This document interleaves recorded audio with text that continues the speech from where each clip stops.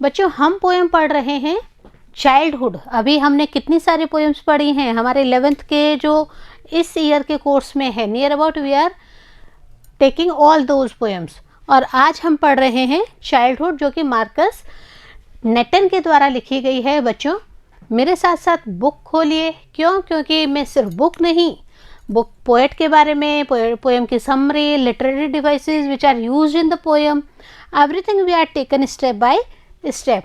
So let's start. Firstly हम पढ़ेंगे poet के बारे में। क्या है पोएट के बारे में? मार्कस फ्रैंक जुकस, बॉर्न ऑन 23 जून 1975। कब बर्थ हुआ उनका? 1975 में 23 जून को। And he is an Australian writer. कहाँ के थे ये? He belongs from Australia. His best books are thief and the messenger.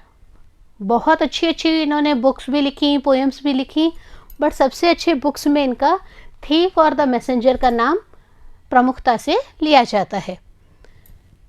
यहाँ पे जो पोएट है वो चाइल्डहुड के बारे में बात कर रहे हैं। सो ये अपने स्वयं के बारे में बात कर रहे हैं। क्या बात कर रहे हैं? When he was only 12 years old, the poet himself was only 12 years old. He lost his childhood. वो अपना चाइल्डहुड खो बैठते हैं, अपना बचपना खो बैठते हैं। क्या कहते हैं वो इस पोएम में? ये जो लाइन्स हैं अगली, ये इसी पोएम का स्टेंजा में से ही ली गई है। Was it the day I ceased to be 11? क्या यह वही दिन था जब मैं 11 साल कंप्लीट कर चुका था? Was it the time I realized that hell and heaven? क्या वही टाइम है जब मैं हेल और हेवन के बारे में समझने लग गया था? क्या समझने लग गया था? Because these are nothing else. ये हमारे ज्योग्राफी की बुक में कहीं नहीं पढ़ाई जा रही है। पोएट को एक चीज़ और दिमाग में आती है। ये क्या कहते हैं? Childhood is a special stage in a life of a human being. किसी भी इंसान की ज़िंदगी में जो बचपना है वो सबसे महत्वपूर्ण रोल अदा करता है। इसके अलावा ये क्या कह रहे हैं इस पोएम के अंदर? इन the poem childhood poet wonders when he lost his childhood. और वो एक लिंक भी दे रहे हैं। हो सकता है अब मैं जब पोएम लिख रहे हैं poet, he link 4 years and 7 months ago.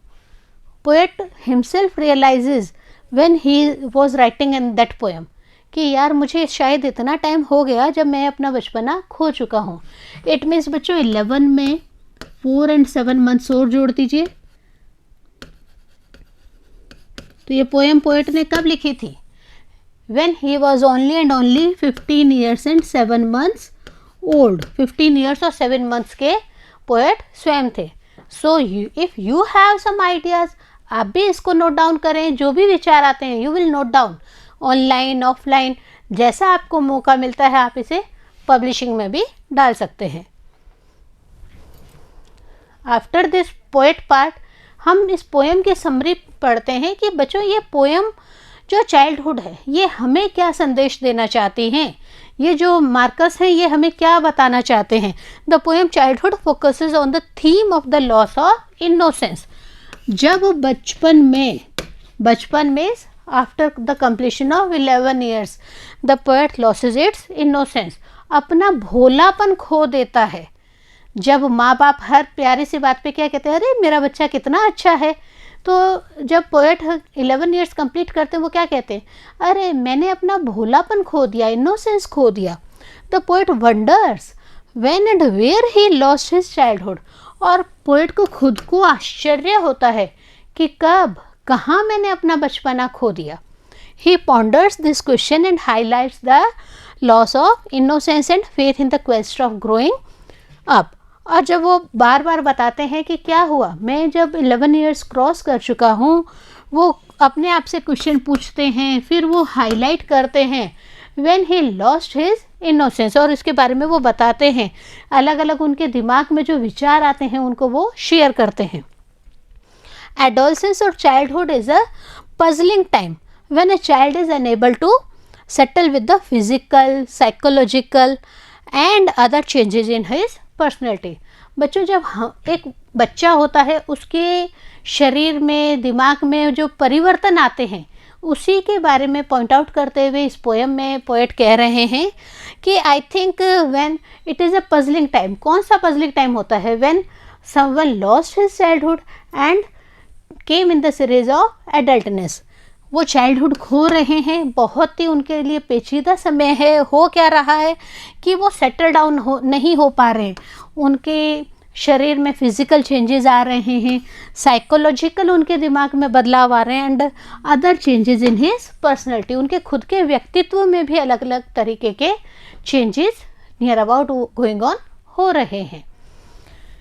One thing more, he becomes a young adult, he neither wants to call himself a child. देखिए सबसे बड़ी बात क्या है, ये जो एज है आफ्टर कंप्लीशन ऑफ 11 ईयर्स, यहाँ पे जो पोएट है या पोएट की जगह आप और भी अपने आप को रख के देखें बच्चों, क्या हो रहा है?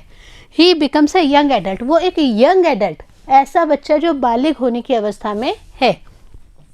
He neither wants to call himself a child, ना तो बच्चा ये चाहता है कि मुझे कोई बच्चा कहे, और क्या नहीं चाहता वो, and he nor he completely an adult, और ना वो ये चाहता है कि मैं तो पूरा बड़ा भी तो नहीं हुआ हूँ।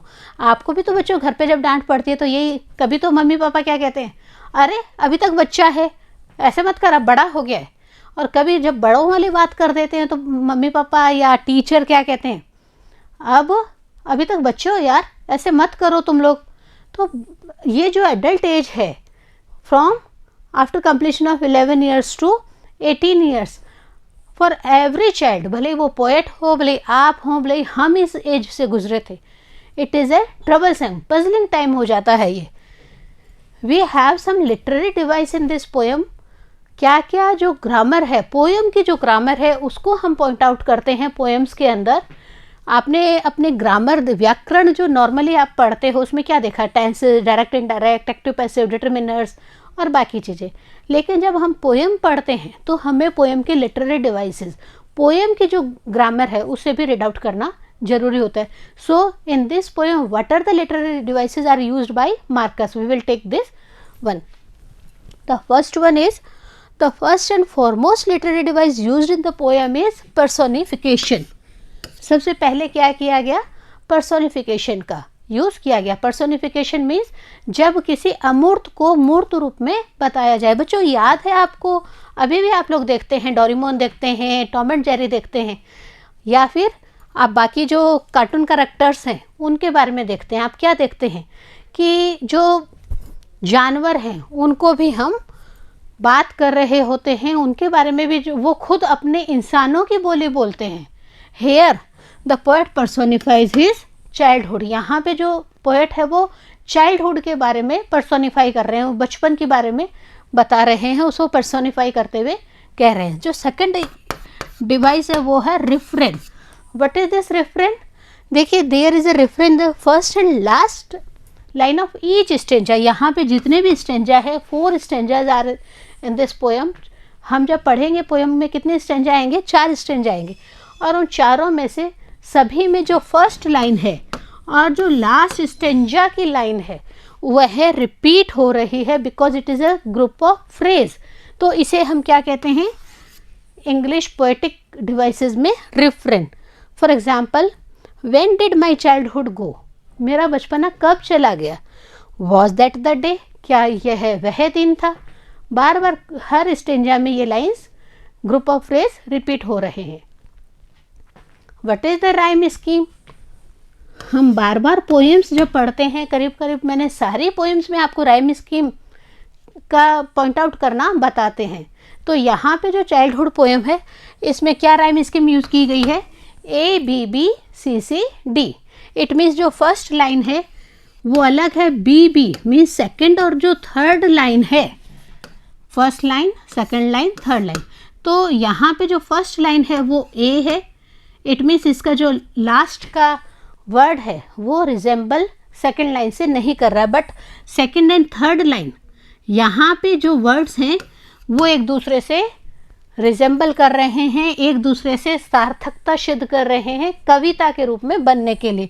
सो यहाँ पे इसे बी भी दिया गया। देन जो 4th और 5th लाइन है अगेन इट इज रिपीटिंग सी और सी, इट मीन्स ये दो एक समान आ रही हैं तो इन्हें सी सी दिया गया, और लास्ट की एक जो इस स्टेंजा, एक स्टेंजा की लास्ट लाइन है उसे डी नाम दिया गया है. So rhyming scheme of this poem is A B B C C D.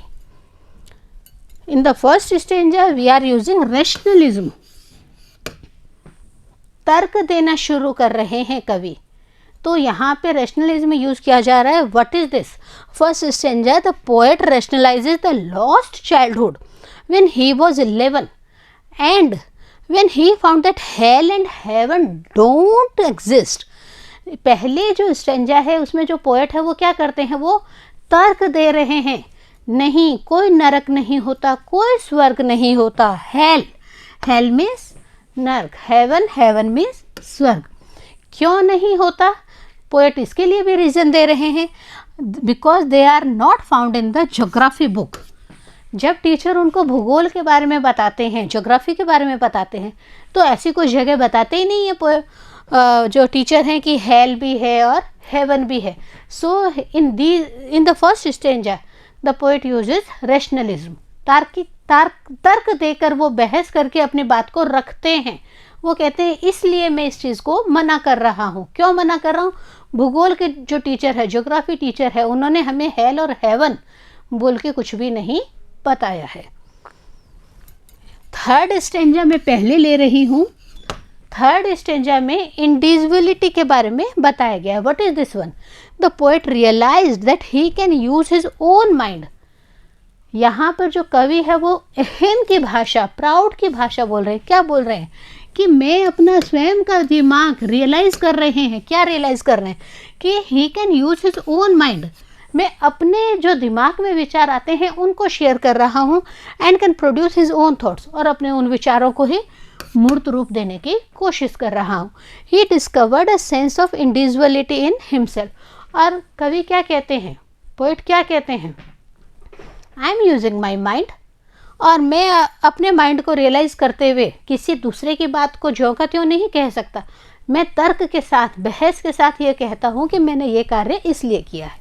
तो यहाँ थर्ड स्टेंजा में जब after completion of 11 years when he lost his childhood, he gives reason कि मैंने चाइल्डहुड खो दिया है, मैं एडल्ट एज में आ गया हूँ, तो मैं तर्क दे रहा हूँ. पहले तर्क क्या था उनका? रैशनलिज्म. सेकंड क्या आ गया उनमें? एक अहम की भावना, इगोइस्टिक नेचर आ गया उनका. एंड एक और इसमें आ रही है पॉइंट, एंटीथेसिस. एक पोएटिक डिवाइस हम और इसमें यूज़ कर रहे हैं. क्या यूज़ कर रहे हैं? Antithesis means when two opposite words are used together. जब दो विलोम शब्द, antonyms, when two antonyms are used together, that is called antithesis in the poetic devices. Poem की बात करते हैं, पोएम की ग्रामर की बात करते हैं. जब दो विलोम शब्द एक साथ आ जाते हैं, then we call that antithesis का यूज़ किया गया है. हम ये जो पोएम डिस्कशन कर रहे हैं चाइल्डहुड, इसमें दो वर्ड्स आते हैं, हेल एंड हेवन. नर्क और स्वर्ग साथ साथ हैं, अपोजिट वर्ड्स है. सो यहाँ पे जो poetic device, literary device use किया गया है वो एंटीथेसिस किया गया है. Again there is a inversion used in the poem. What is this? When the subject verb order is reversed. Reversed means एक दूसरे से चेंज कर दिया जाए, पहले की जगह दूसरे को, दूसरे की जगह पहले को पदस्थापित कर जाए. For example, to use whichever way I choose. आप देखिए बच्चों, अपना जो नॉर्मल हम जब इंग्लिश पढ़ते हैं तो हमारा सेंटेंस पैटर्न क्या होता है? Subject plus verb plus object, यही होता है ना. तो हम वर्ब के टेंस के टाइम के अनुसार चलती रहती हैं. लेकिन यहाँ पे इन्वर्सन जो पोएटिक डिवाइस इसमें क्या होता है, जो वर्ब है उसको हम पहले लेते हैं, then after we will use subject and then object. Object may be, object may not be, may be it is omitted. Second stanza की बात करते हैं related to this poem.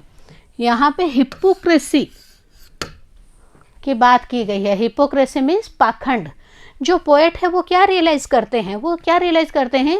That our fathers और आवर मदर्स और our elders, they always tell us that use love words, अच्छे प्यार भरी बातें करा करो, किसी से लड़ाई झगड़ा मत करा करो, परंतु निजी ज़िंदगी में they are not following this one and the poet realises this thing.